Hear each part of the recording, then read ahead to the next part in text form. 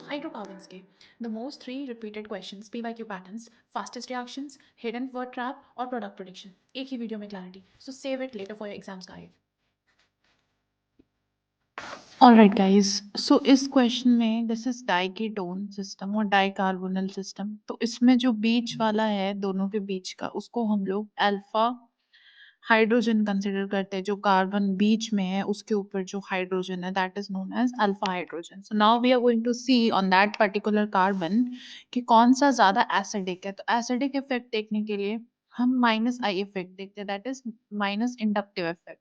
So it is inversely proportional to the presence of electron donating groups. So electron donating group are those who have alkyl groups. So जितने ज़्यादा alkyl groups attach होंगे उतना ही ज़्यादा उसको difficult होगा H plus को lose करने के लिए। So first structure में हम लोग देख सकते हैं कि कार्बन जो मैंने रेड से मार्क किया है उसमें कोई भी alkyl group नहीं है, that is why it will be strongly acidic और वो बहुत जल्दी हाइड्रोजन को लिबरेट करेगा। सेकेंड वाले में हमारे पास एक alkyl group है जो थोड़ा सा डिफिकल्ट होगा लिबरेट करने में, while in the third one we have more than one alkyl group, so that is why third को बहुत ज़्यादा problem होगी H plus को donate करने के लिए, इसलिए third will be least acidic. So this is the order 1 greater than 2 greater than 3. A is the right answer.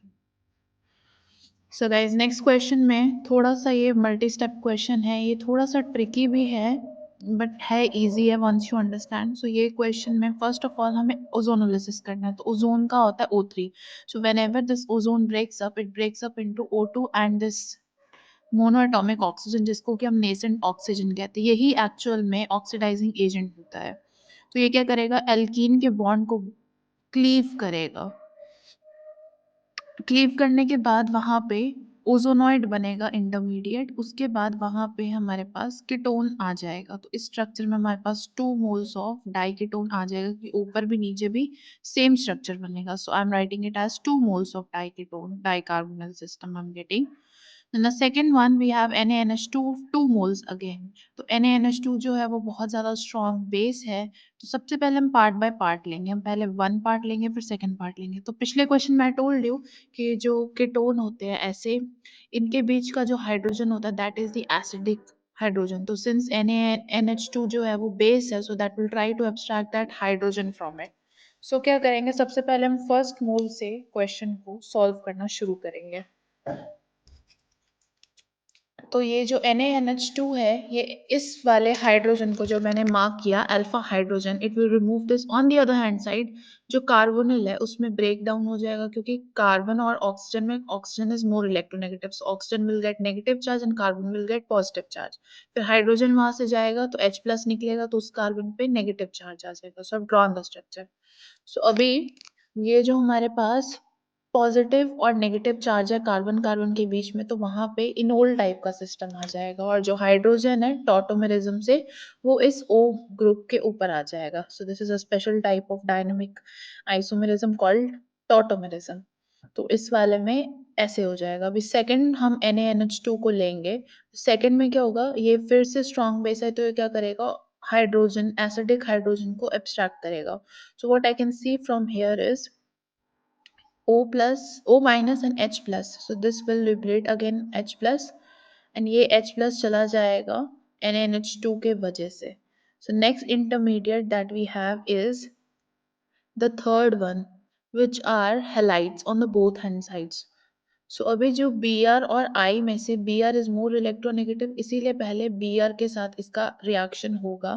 तो जो Br है वो हाइड्रोजन को लेके HBr बना के एलिमिनेट हो जाएगा। See, I'm drawing it on the left hand side. So it is more electronegative, इसीलिए इसको सबसे पहले हम ब्रेक डाउन करेंगे। तो जितना ज्यादा ये इलेक्ट्रोनेगेटिव होगा उसके साथ वाला कार्बन उतना ही ज्यादा इलेक्ट्रोपॉजिटिव होगा।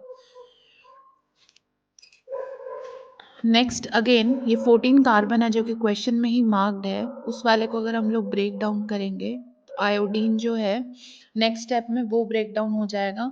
तो आयोडीन वाला जो है वो नेगेटिव आ जाएगा, और जो 14 कार्बन है that will get positive charge. तो अभी हमारे पास ये जो intermediate that we were using that was having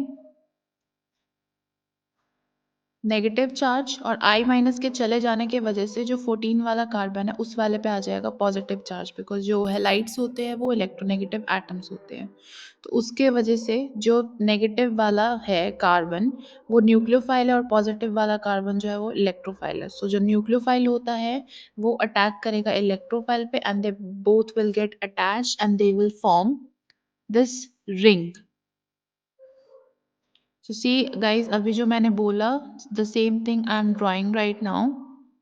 So very slowly I'm drawing so that you can understand. If still it's a problem, anybody thinks, you can comment down below so we can solve this one again. So I make sure कि मैं इसको बहुत धीरे करूँ क्योंकि ये थोड़ा सा tricky step है.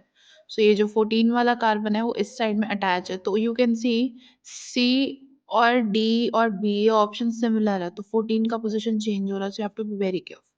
So next question है, इसमें मैं बताना है कि कौन सा जो है वो सबसे स्लोली रेसिमाइज करेगा।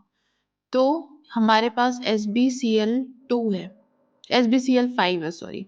So this is trigonal bipyramidal.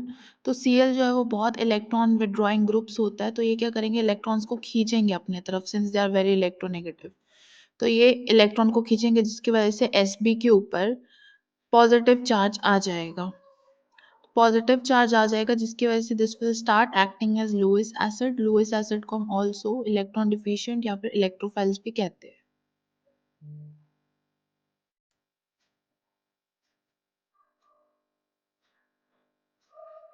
Alright, तो अभी हम एक एक ऑप्शन में Cl को निकालते हैं। तो पहले हमने जब Cl को निकाला है तो Cl माइनस निकलेगा और जिस कार्बन के साथ अटैच था that will get positive charge and it also has hydrogen. सबसे पहले इंपॉर्टेंट नोट्स लिख लेते हैं। सो किसी भी कार्बन पे कॉन्जुगेशन है या फिर वो प्लेनर है तो it will be able to racemise fast. Since this question में हमें बताना है कि रेसिमाइज कौन सा सबसे स्लो करता है, तो ये जो कंडीशन है जो नहीं फुलफिल कर पाएगा that will be slow. So in the first one A option I can see it is conjugated and it is planar, so it will not be participating into slow racemization, it will be in fast racemization. B वाले में again हम लोग उसको break करेंगे, Cl को break करने के बाद उस कार्बन पे पॉजिटिव चार्ज आएगा। It is not actually conjugated but हाँ बहुत extended weak conjugation you can see, but it is planar for sure. So again it will be having fast racemization, so again this will not be a correct option. Next let's see the C option. तो C वाले में again हम Cl को निकालेंगे, then हमारे पास आ जाएगा double bond alternate positive charge on the carbon, so it is conjugated, it is planar, so again it will show up fast racemization, so again this will also be not be a good option, correct option sorry. So now अभी हमें पता चल गया A B C D नहीं है, सी नहीं है तो डी होगा। लेट्स सी डी कैसे होगा। तो डी वाले पे अगर हम निकालेंगे तो ये कॉन्जुगेटेड नहीं है but it is planar, so this will be the right answer. So D will be participating in slow racemisation.